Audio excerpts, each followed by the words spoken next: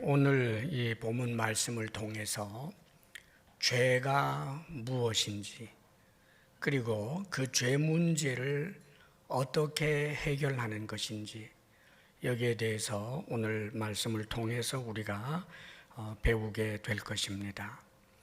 지금 이 본문 내용이 9장 1절 그 시작에 2일 후에 그러죠.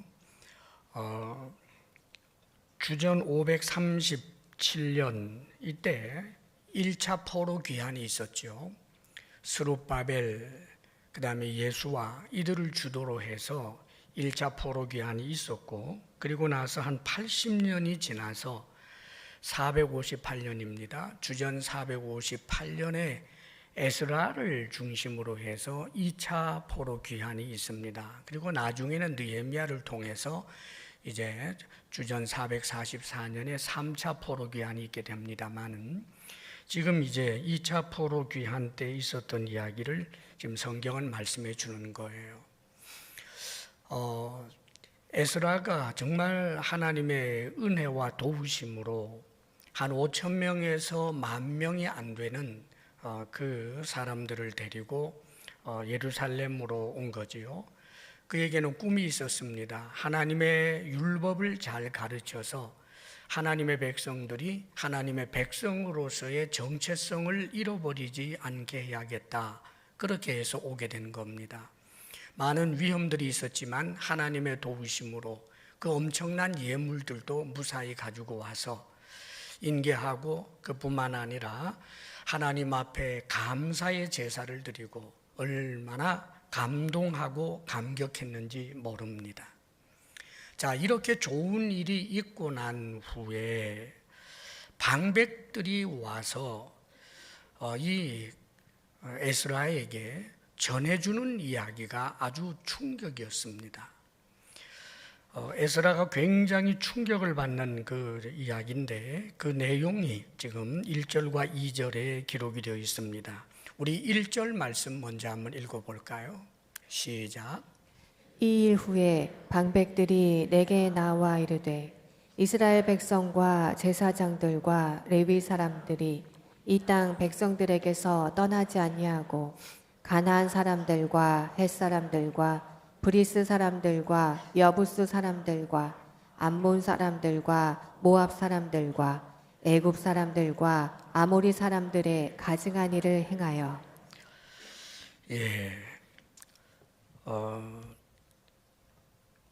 어떤 그 방백들, 지도자들이죠.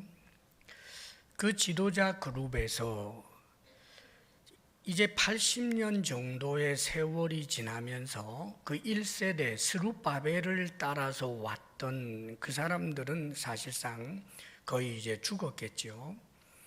그래서 이제는 2세대, 3세대 사람들, 아마 이 가나안 땅에서 살게 되는 그 2세들, 3세들이 그만 통혼을 하고 있다는 겁니다. 그 지역에 그 가나안 주민들과 통혼을 하고, 또 뿐만 아니라 통혼을 하게 되니까 내 사랑하는 아내가 다른 신을 섬기니까 그 신에 대해서 좀 우호적일 수밖에, 어떤 경우에는 그런 우상 숭배에 참여하게도 되는 그런 일들이 일어난 것에 대해서 이야기를 해주고 있었던 것입니다. 아마 에스라를 찾아와서 이야기하는 이 방백들은 사회 문화적으로 일어나고 있는 이 위험한 현상을 보면서도 자신들은 용기가 없었고, 혹은 힘이 없었기 때문에, 그때는 이 통혼이라고 하는 것이 굉장히 이제 사람들이 쉽게 납득하고 받아들이는 일이었기 때문에 그렇습니다. 어떻게 생각하면 바벨론에 오래 있다가 고국 땅이죠, 가나안 땅에 와서 살게 될 때 지금 그곳에 있는 사람들, 그 이방 사람들이지만 그들과 친교를 나누고 결혼을 하고 그렇게 해서 인적 관계가 되고 그러면 아마 사는 것이 훨씬 더 쉬웠을 거예요. 정말 좀 더 편리한 삶을 살기 위한 지혜로도 받아들이는, 그래서 많은 사람들이 사실상 이제 통혼을 하게 되는 이 일들을 저거 큰 문제 있는 것이다 라고 이 방백들은 보고 있었지만 자신들은 이 대세를 거스를 만한 그런 힘도 용기도 없었던 거예요. 그런데 에스라가 왔는데, 물론 이제 그때 힘이 있었던 스룹바벨이나 이런 사람들은 이미 다 죽었고 말이죠.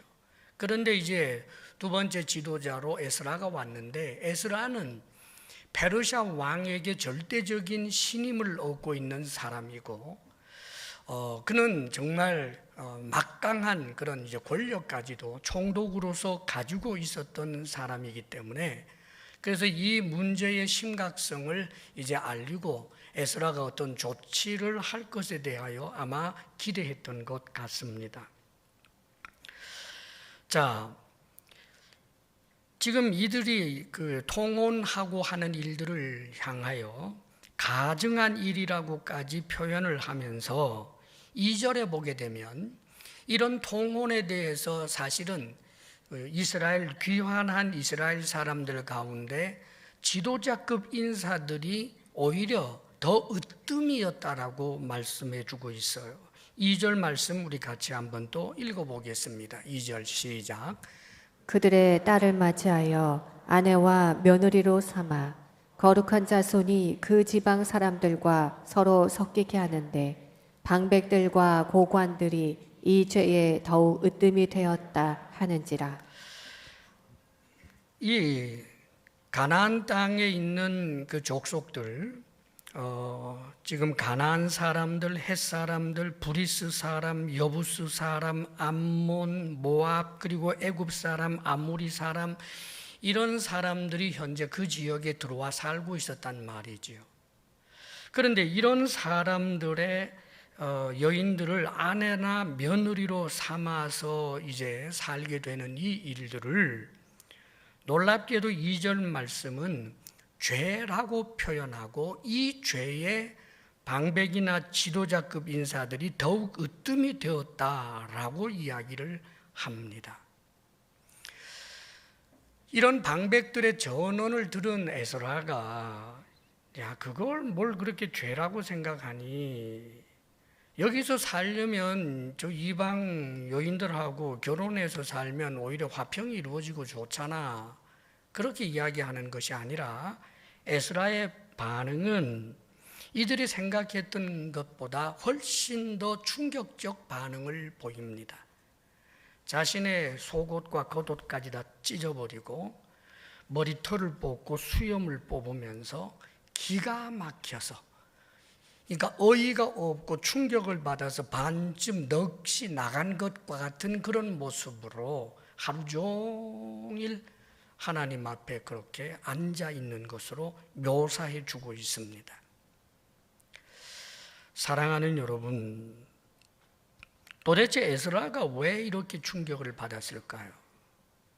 사회 문화적으로 그 정황에서 충분히 이해될 만한 그런 일들을 왜 에스라는 그렇게 큰 충격으로, 엄청난 죄로 그렇게 생각을 했을까 하는 것입니다. 사실 성경에는 구약 성경에 출애굽을 할 당시에 출애굽 34장에 보게 되면 모세를 통하여 하나님께서 해주신 명령이 있어요. 그게 뭐냐면 젖과 꿀이 흐르는 가나안 땅으로 너희들을 인도할 터인데, 그때 그 가나안 7 족속들을 쫓아낼 것이다. 결코 그들과 언약을 맺지 말아라, 화친하지 말아라. 이 표현은 그들과 서로 통혼하고 서로 교제하면서 그렇게 지내지 말라. 그 이유는 그렇게 하면 그들의 신을 너희들도 음란하게 섬기게 될 것이기 때문이다 라고 하면서 결코 그들과 결혼하는 일을 하지 말라고 명령하고 쫓아내라고 합니다. 그러면서 신명기 7장에 보게 되면 쫓아내려고 할 때 그들이 쫓겨나가면 모르거니와 만일 항거하게 될 때는 진멸하라고까지 명령합니다. 그러면서 명시적으로 절대로 그들의 여인들을 너희들의 아들의 그 부인으로나 너 자신의 아내로 삼는 그런 일들을 결코 해서는 안 된다. 그러면서 또 하시는 말씀이 그렇게 하게 될 경우에 그들의 신을 너희들도 섬기게 될 것이기 때문이다 라고 하면서 통혼할 것에 하는 것은 분명히 하지 말아라 라고 하는 하나님의 명령이 있었던 것입니다. 사랑하는 여러분, 먼저 우리는 죄가 무엇인지 생각해 봐야 합니다. 죄가 뭘까? 한마디로 말해서 하나님께서 하라고 하는 일을 하지 않는 것, 하나님이 하지 말라고 하는 것을 하는 것, 이것이 죄입니다. 죄는 무엇인가? 창조주이신 하나님께서 규정할 권리가 있는 것입니다. 자, 성경에 보면 개인적이지만 하나님께서 아브라함에게 네 아들 이삭을 번제로 바쳐라 라고 말합니다. 이것은 그 아브라함에게만 한 말씀이에요. 모든 하나님의 백성들이 자기 아들을 번제로 바치라고 그렇게 하신 명령이 아니지요. 아브라함에게 하신 명령이었습니다. 아브라함이 이 명령에 순종함으로 그의 믿음이 살아있는 믿음이라는 것이 온전히 증거되고 하나님이 그를 진정으로 의롭다고 여기시게 되지요. 믿음의 조상이 될 수 있었습니다. 만일 아브라함이 하나님께서 자신에게 명시적으로 하신 명령이지만 그것을 어겼다면 그는 하나님 앞에 죄인이 되는 거예요. 죄의 규정은 하나님께 있다 그 말입니다. 성경에 보면 사울 왕에게 하나님께서 명령하십니다. 아말렉을 진멸하라 라고 하시면서 그 이유를 오래전에 출애굽 과정에서 아말렉 족속들이 선민인 이스라엘 백성들을 들이쳐서 거기에서 수많은 약한 사람들을 죽인 일들이 있는데 여기에 대하여 내가 심판하겠다. 그러니 아말렉을 치되 긍휼을 베푸지 말고 모든 사람을 죽이고 심지어는 모든 가축까지 다 죽여라 라고 하나님이 명령하십니다. 자, 하나님께서 이렇게 하시는 것은 우리 하나님이 이 세상을 심판하시는 분이다라고 하는 것을 본보기로 보여주는 거예요. 실제로 하나님은 이 생 가운데서 하나님께서는 우리가 알든지 알지 못하든지 역사 속에서도 끊임없는 징계라고 하는 이름으로 심판하는 일들이 많이 있습니다. 우리 인간들이 가지고 있는 악한 품성 그대로 내버려 두면서 스스로가 지옥이 되게 하는 하나님의 징계라든지 혹은 하나님께서 어떤 자를 세우고 어떤 자를 심으로 일어나는 그런 일들이라든지 등등의 그런 것이 있는데 이것은 하나님께서 나중에 종말적 심판을 하신 죄에 대하여 반드시 심판하시는 하나님이라는 것을 이 성경에 기록하여 알게 하시기 위한 하나님의 섭리요 계획이었던 것입니다. 자, 그런데 사울 왕은 여기에 대하여 순종하지 않죠. 인간 논리로 볼 때는 왜 가축까지 죽여? 인간 논리로 볼 때는 항복하고 두 손 들고 살려주세요 라고 하는 그 아말렉 왕을 왜 죽여? 안 죽일 수 있죠. 안 죽였어요. 하나님의 명령보다 자신의 생각이 더 이치에 맞다고 생각을 해서 하나님의 명령대로 하지 않습니다. 왕을 살려주고 또 그 가운데서 쓸만한 사람들 살려주고 그리고 가축들도 살렸지요. 그렇다가 하나님께서는 이 사울을 너 똑똑하다 하시는 것이 아니라 하나님과 논쟁의 테이블에 앉아서 옳고 그름을 서로 따지자라고 한 적 없이 그냥 사울은 죄인으로 규정합니다. 그리고 하나님께 버림을 받게 되지요. 사랑하는 여러분, 죄가 무엇입니까? 죄에 대한 규정은 사람들에게 있는 것이 아니라 하나님에게 있는 것입니다. 살인하지 말라라고 하는 것이 이 세상 법에도 있습니다. 그러나 우리에게 정말 살인하지 말라라고 하는 것은 사람의 이 법 전에 하나님께서 이미 살인을 죄라고 말씀하셨고, 그뿐만 아니라 인간들의 양심 속에 그것을 새겨 놓아 주셨기 때문에 세상의 모든 인간 사회에는 살인을 저지르게 되면 마음의 가책을 받도록 하시는 것입니다. 다시 말하면 하나님께서는 죄에 대한 규정을 하나님 쪽에서 하신다라고 하는 것을 우리에게 알려주는 거예요. 자, 그런데 그렇다면 이 말씀을 오늘 이 이방 민족들과 통혼하는 것을 죄라고 규정한 이 말씀을 오늘날 우리들에게 한번 적용해 본다면 어떻게 될까요? 오늘날 이 신약시대에 살고 있는 우리들에게 있어서 이 말씀을 적용해 본다면 예수 믿는 사람이 예수 믿지 아니하는 사람과 결혼하는 것으로 적용할 수 있겠습니다. 그러면 가증한 죄입니까? 신약 성경에서는 그것을 죄라고 하지 않습니다, 여러분. 신약 성경에서는 어떤 여인이 신앙을 가지고 정말 주님을 열심히 섬기고 살고 있는데 안 믿는 남편이 있어서, 그래서 신앙을 이유로 해서 갈라서고자 할 때 갈라서지 말라라고 말합니다. 만일 믿지 아니하는 자와 결혼한 것이 죄였다면 갈라서라고 했을 거예요. 그런데 갈라서지 말라, 오히려 믿지 아니하는 네 남편을 위해서 기도하고 더욱 잘 사랑하고 섬겨서 혹시 너로 인하여 그가 예수님을 믿게 될지 어떻게 아느냐라고 하며 갈라서지 말라고 이야기합니다. 다시 말하면 이 말씀이 신약 시대를 살고 있는 우리들에게 문자 그대로 적용되는 말씀은 결코 아니라는 말이에요. 우리가 믿는 이가 믿지 아니하는 자와 결혼하게 될 때 위험이 있지요. 신앙이 약화되거나 혹은 믿지 아니하는 자와 같은 가치관으로 내가 변질될 수 있는 그런 위험이 있어서 이것은 지혜의 문제이기는 하지만, 그러나 결혼 그 자체를 믿지 아니하는 자와 했다고 해서 그것을 죄악시하지는 결코 않습니다. 왜요? 우리에게 있어서는 구약의 말씀보다 이 구약의 말씀을 온전히 해석할 수 있는 신약의 말씀이 있고, 그 신약의 말씀 가운데는 우리 주 예수 그리스도를 통한 복음이 있기 때문입니다.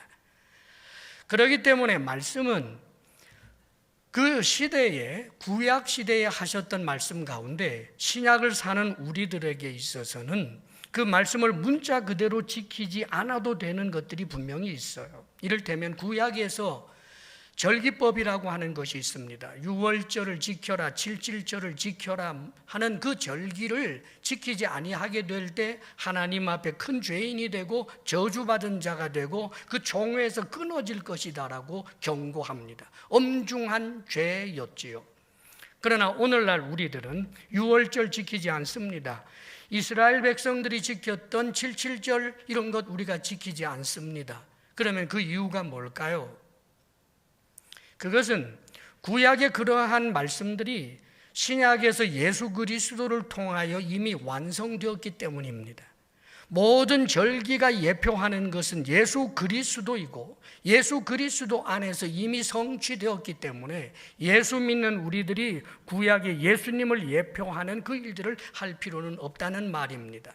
음식에 관해서도 그래요. 구약에는 정결법이라고 하는 것이 있어서 먹을 수 있는 음식이 있고 먹지 못하는 음식이 있습니다.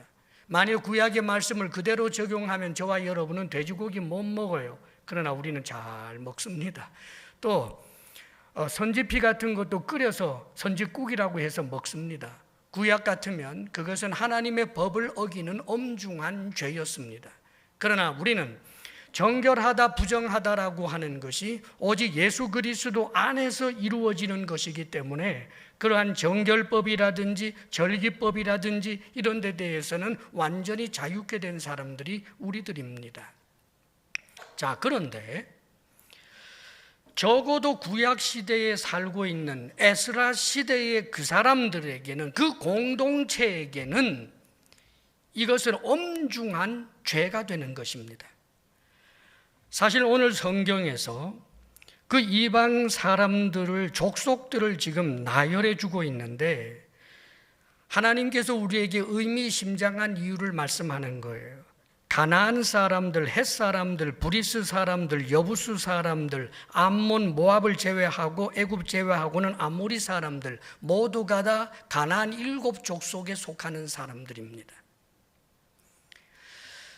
출애굽을 할 때 그 가나안에 살고 있었던 그 원주민들과 절대로 통혼하지 말라고 말씀을 하셨듯이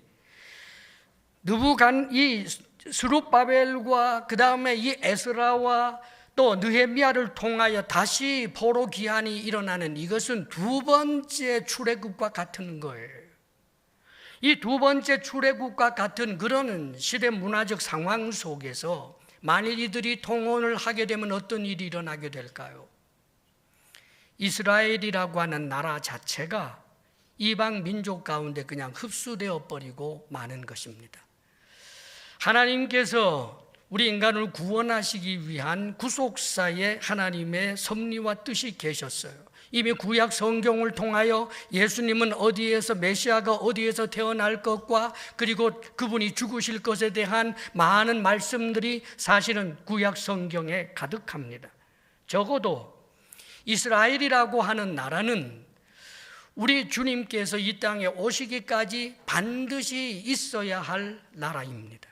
하나님을 섬기는 그런 이스라엘 백성들, 그 나라가 있어야 할 뿐만 아니라 예수님을 예표하는 성전도 있어야 하는 것이고, 그래서 성전을 재건하게 하신 거예요. 그뿐만 아니라 구약의 선지자들을 통하여 구약 말씀을 주시고, 신약에는 역시 이제 사도들을 통하여 말씀을 주십니다. 신구약 성경, 하나님의 말씀이 완성되기까지 이스라엘이라고 하는 그 나라 반드시 있어야 하는 것입니다. 나중에 예수 그리스도께서 오셨고, 예수 그리스도께서 죽으시고 부활하여 승천하시고 난 다음에 성령의 역사로 교회가 생겼는데, 이 교회가 참 이스라엘, 구약의 이스라엘은 육체적으로 말하자면 이스라엘이었으나, 그러나 이 이스라엘 민족이 참 이스라엘로 이제 성취되게 된 것입니다. 그렇기 때문에 우리 하나님께서 섭리하시고 역사하시는 일들이 나중에 결국은 이스라엘이라고 하는 나라 자체가 없어져서 2000년 동안 나라가 없어도 하나님의 구속사에 문제가 없었고, 이미 구약의 선지자들, 신약의 사도들을 통하여 말씀이 완성되었기 때문에 유대인들을 통하여 말씀을 주신 하나님께서 계속하여 이 말씀으로 하나님의 구속사가 진행되게 하시는 일을 하셨던 것입니다. 그러므로 사랑하는 여러분, 우리가 신약의 말씀과 복음의 말씀으로 그 구약의 말씀들을 적용하고 이해하고 받아들이고 하는 일들은 우리가 마땅히 할 일입니다. 그러나 복음과 신약을 통하여서도 죄를 죄라고 규정한 것을 죄가 아니다라고 말할 때는 아주 이야기가 달라지는 거예요. 사랑하는 여러분, 구약에서 말씀하신 십계명을 신약에 와서 폐한 적이 없습니다. 우리 주님께서는 이렇게 말씀하십니다. 옛사람에게 말한 바 너희는 살인하지 말라고 하였으나 나는 너희에게 말한다. 남을 미워하는 자도 이미 살인하였느니라. 그 십계명을 폐한 것이 아니라 오히려 십계명을 더 강화시키는 그런 권위가 있는 분이 누군가? 우리 주 예수님입니다. 옛사람에게 말한 바 간음하지 말라고 하라는 말을 너희가 들었으나 나는 너희에게 말한다. 지나는 여인을 보고 음욕을 품는 자마다 이미 간음하였느니라. 십계명을 폐한 적이 없고 오히려 강화합니다. 또 말씀하십니다. 옛사람에게 말한 바 원수를 미워하라고 하는 것을 너희가 들었으나 나는 너희에게 말한다. 원수를 사랑하라.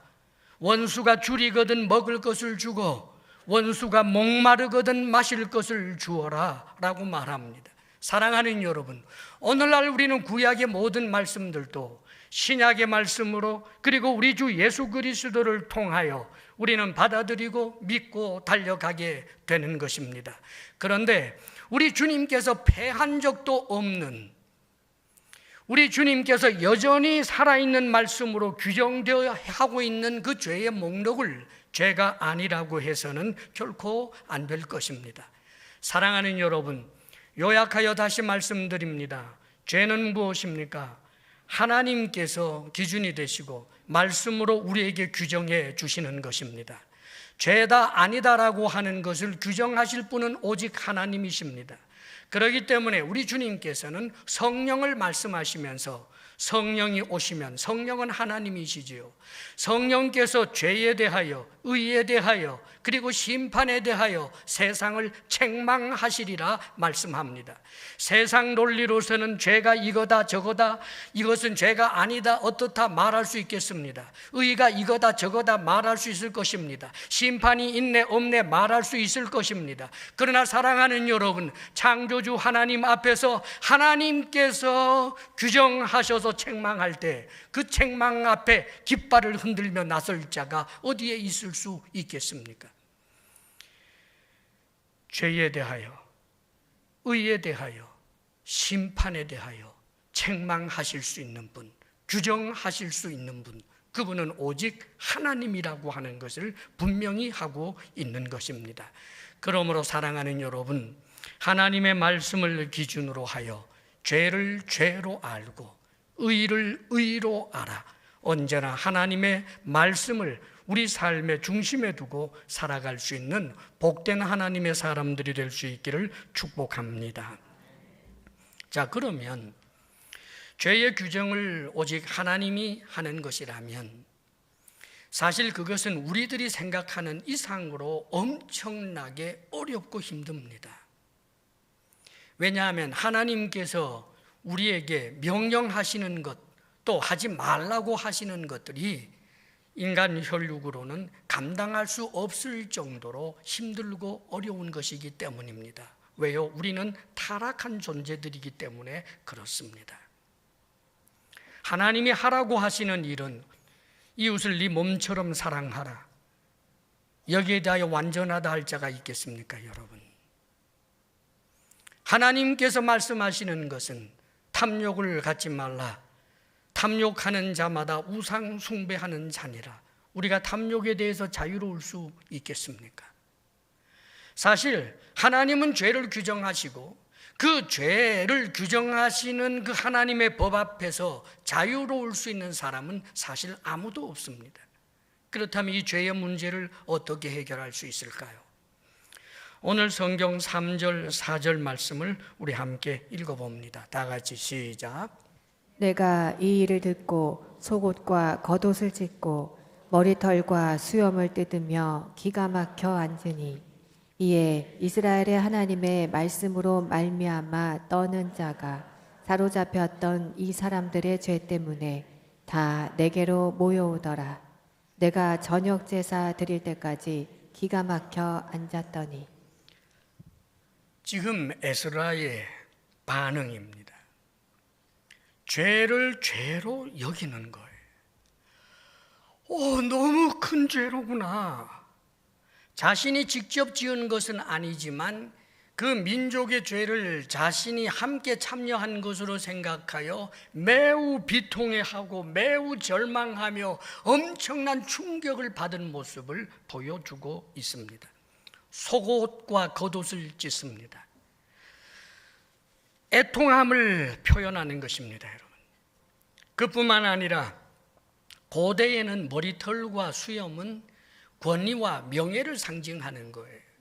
그런데 이 머리털을 뜯고 수염을 쥐어 뜯는다라고 하는 것은 자신의 권위와 명예를 스스로 해를 입히는 일로서 하나님을 볼 수도 없는 미천하고 미천하여 정말 너무나 쓰레기 같은 존재가 되었다라고 하는 것을 하나님 앞에 드러내는 비통함의 표현인 것입니다. 다시 말하면 죄에 대한 애통함, 아픔, 죄를 죄로 인정함입니다. 에스라가 이렇게 거의 넋을 놓고 앉아있게 되니까 주변의 사람들이 모여서 나중에 이어지는 말씀을 보게 되면 기도하며 회개 운동이 일어나게 되고, 그래서 두 번째 말하자면 이 출애굽과 같은 이 가나안에 정착하여 살게 된 이들이 하나님의 백성으로 우리 주님이 오실 때까지 그 백성들이 정체성을 지킬 수 있는 놀라운 일들이 일어나게 된 것입니다. 하나님께서 용서하셨고 하나님이 이들을 사용하시는 일들이 일어났다, 그 말입니다. 죄를 해결하는 방법이 뭘까요? 죄를 죄로 인정하는 것입니다. 죄를 아파하며 하나님의 은혜를 구하는 것입니다. 사랑하는 여러분, 우리는 예수님이 십자가에 못 박혀 죽으신 이유를 압니다. 우리의 모든 죄를 해결하기 위하여 예수님이 십자가에 못 박혀 죽으셨습니다. 자, 그런데 예수님이 십자가에 못 박혀 죽었으니까 모든 사람이 기계적으로 자동적으로 모든 죄의 문제에서부터 해결되는 것입니까?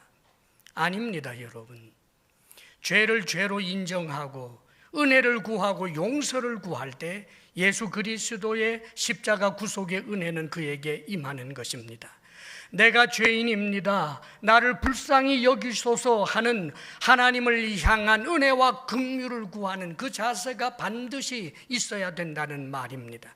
그렇기 때문에 성경은 사도들에 의하여 복음이 전파되는 초기에 대하여 이렇게 말씀해 주고 있습니다.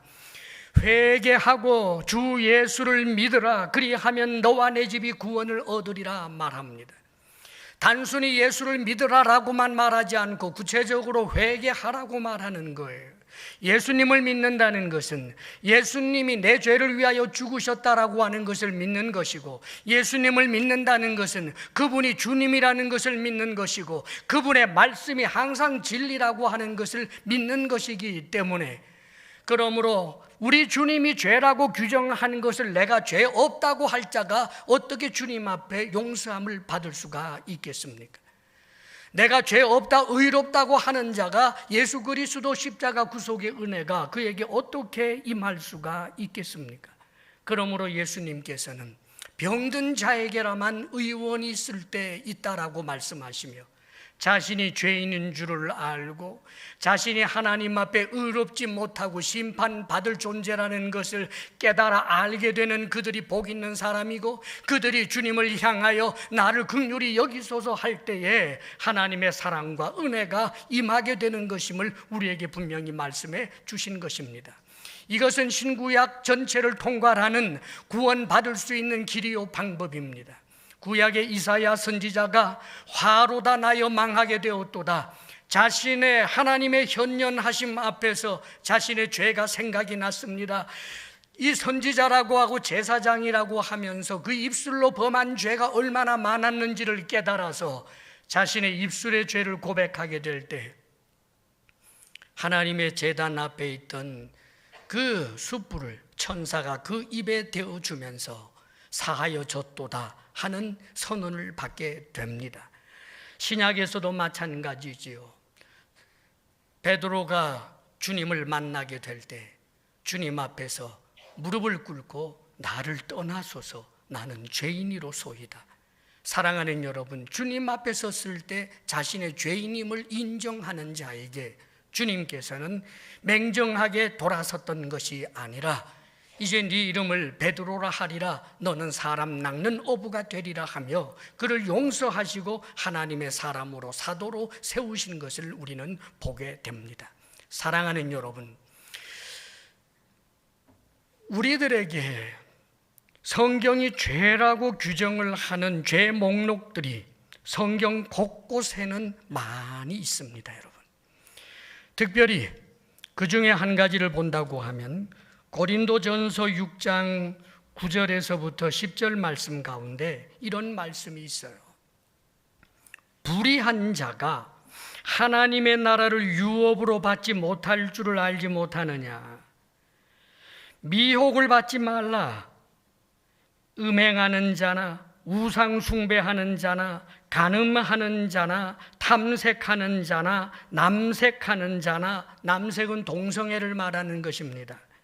도적이나 탐욕을 부리는 자나 술 취하는 자나 모욕하는 자나 속여 빼앗는 자들은 하나님의 나라를 유업으로 받지 못하리라 라고 말씀합니다. 사랑하는 여러분, 죄의 목록을 말씀하시고 이 죄의 목록대로 의하면 이들은 하나님 나라를 유업으로 받지 못한다라고 말씀하는 거예요. 그러면 묻겠습니다. 음행에 대하여 마음으로나 행위로나 절대 깨끗하다고 할 자 얼마나 있습니까? 탐심도 우상숭배라고 하는데 우상숭배에 대하여 완전히 자유롭다고 할 만한 사람이 얼마나 있습니까? 남의 것을 탐내는 것도 도적이라고 하는데, 그렇다면 도적질하는 자 하나님 나라를 유업으로 받지 못한다고 했는데, 탐욕을 부리는 자도 술 취하는 자도 남을 모욕하는 자도 속여 빼앗는 자들, 이것도 하나님 나라를 유업으로 받지 못한다고 하는데, 사랑하는 여러분, 이 말씀에 스스로 완전하여 하나님 나라를 당당하게 쟁취할 자가 이 자리에 있습니까? 그러나 여러분, 우리에게는 복음이 있습니다.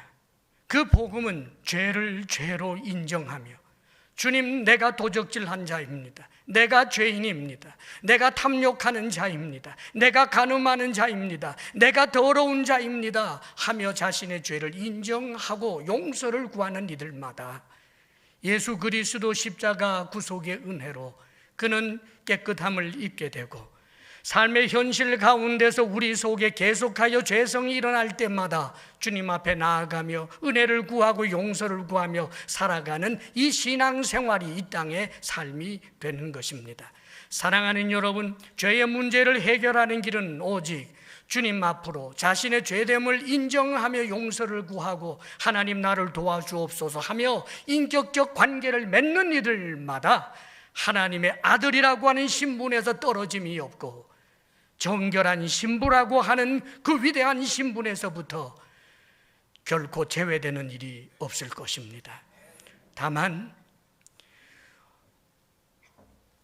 탐색, 이 남색, 동성애에 대한 죄 목록을 성경 곳곳에서 말씀해 주고 있습니다. 이제 다음 주면 한국교회가 하나님의 은혜를 구하는 포괄적 차별금지법이 통과되지 않게 하여 달라고 기도합니다. 그 이유가 뭘까? 사실 우리나라는 차별금지법이 잘 적용되고 있는 나라입니다. 여러 분야에서 고용에 관한 것에서 남녀 성 문제에 있어서 곳곳에 사실은 이 차별을 금하는 그런 법이 있고 그것이 잘 가동되고 있는 나라가 우리나라입니다, 여러분. 심지어는 외국인 노동자들까지 내국인과 같은 그런 대접을 하라고까지 하는 나라가 우리나라 아니겠습니까?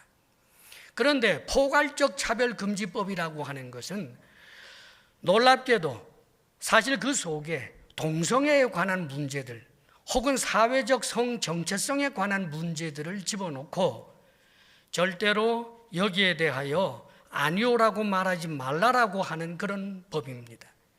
이를테면 동성애자들을 향하여 동성애는 분명히 성경에 이것은 잘못이기 때문에 그 짓을 해서는 안 됩니다 라고 말하면 안 된다는 거예요.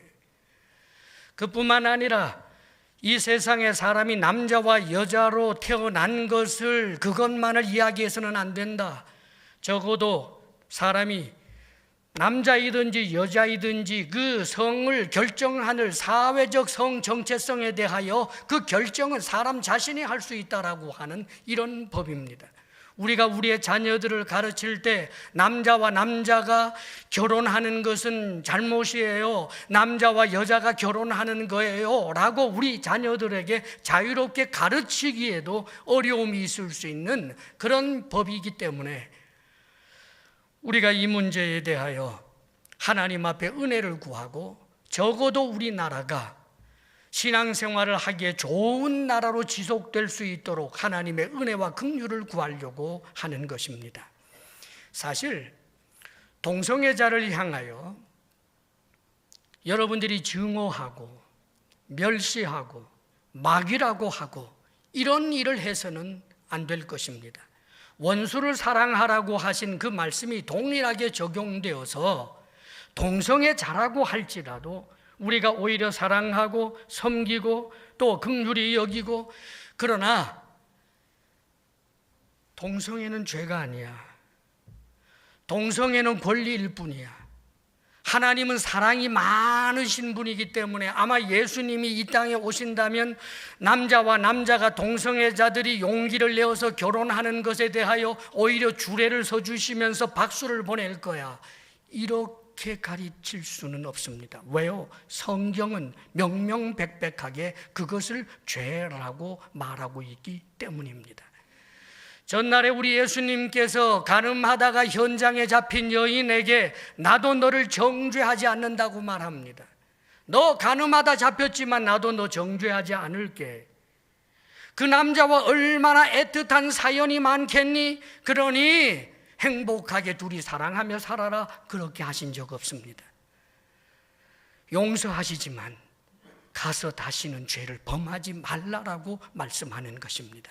사랑하는 여러분, 우리가 도적질하는 자이지만 도적질하는 죄인이라는 것을 인정함으로 용서함을 받은 것처럼 동성애자라고 할지라도 하나님, 내가 동성애를 범했습니다, 내가 죄인입니다, 나를 용서해 주옵소서 하며 하나님 앞에 나아갈 때 그에게도 용서의 은혜가 임하고 하나님께서 역사하시고 도와주셔서 그 동성애라고 하는 현장에서부터 실제로 벗어나게 되는 일들도 얼마든지 있을 수 있는 것입니다. 실제로 동성애자들 가운데서 예수 그리스도를 믿고 하나님 앞에 은혜를 구하고 날마다 눈물로 주의 은혜를 구하여던 이들 가운데서 동성애에서부터 온전히 떠나고 변화된 사람들도 얼마나 많은지 모릅니다. 사랑하는 여러분, 전 세계적으로 일어나고 있는 너무나 소름 끼치고 위험스러운 현상들은 시대의 사회적 그 문화 풍속을 따라서 교회에서조차 혹은 여러 교단들조차 지금 선진국들, 미국이나 유럽에서 흔히 있는 일들입니다. 사랑하는 여러분, 동성애에 대하여 비난하지 말자라고 하는 수준이 아니라 오히려 격려해주고 축복해줘야 되는 것처럼 그렇게 가르쳐지고 있는 것입니다. 가령 교회에 어떤 목회자가 있어서 이 법이 통과되고 난 다음에 어느 날 커밍아웃 하면서 내가 동성애자라고 하면서 그렇게 할 때 하나님의 말씀의 죄라고 한 것이기 때문에 당신 회개해야 합니다라고 누군가가 말한다면 이 법의 저촉을 받을 수밖에 없는 그런 상황의 법이 되어버리고 있다는 뜻입니다. 사랑하는 여러분, 우리는 기억해야 합니다. 동성애자를 위하여 오히려 그들을 복되게 할 수 있는 길이 뭘까요? 당신들이 하려고 하고 있는 그 일은 하나님 앞에서 도적질이나 살인과 같이 죄의 목록에 속하고 하나님의 은혜를 구하며 그 죄에서 떠나기를 원해야 한다라고 오히려 가르쳐 줄 때 그들 가운데서 하나님 앞에 은혜를 입는 사람들이 있지 않겠습니까? 그런데 그것이 죄가 아니다라고 규정해 줘 버리고 성경은 죄지만 죄가 아니다라고 성경을 뜯어 고쳐버리는 그런 일들이 이 세상에 편만해져 버리고 만다면 사랑하는 여러분, 그들은 어떻게 구원을 얻겠습니까? 사랑하는 여러분, 우리가 이 세상 살면서 시대 정신과 사회 문화적인 여러 가지 조류와 경향들이 있을 수 있습니다. 그러나 항상 우리의 중심은 하나님의 말씀을 붙들고 하나님의 말씀이 때로는 이 시대에 너무너무 힘들다고 할지라도 나의 연약함을 고백하고 하나님의 은혜를 구할지언정 하나님의 말씀에 명시되어 있는 것 자체를 부정하여 하나님의 은혜를 은혜되게 하지 못하는 그런 큰 죄의 자리에 빠지지 않기를 주의 이름으로 축원합니다. 기도하겠습니다. 아버지 하나님, 우리가 하나님 앞에 죄인임을 고백합니다. 죄를 규정하시는 이가 하나님이라고 하는 것을 우리는 믿습니다. 하나님께서 정하여 주신 그 죄의 법이 우리가 온전히 지켜내기에 너무나 힘들고 불가능하다고 할지라도 그 법이 잘못되었다라고 말할 수 없음을 우리는 고백합니다. 다만 우리의 악함 때문이요 우리의 연약함 때문이오니 우리를 긍휼히 여겨주시고 예수 그리스도 십자가 구속의 은혜 안에 거하는 우리들 되게 하여 주옵소서. 우리나라가 신앙생활하기에 좋은 나라로 지켜주옵소서. 아버지 하나님, 신앙생활하기에 힘들고 어렵게 되는 그런 법이 통과되지 아니하도록 도와주옵소서. 예수님 이름으로 기도합니다. 아멘.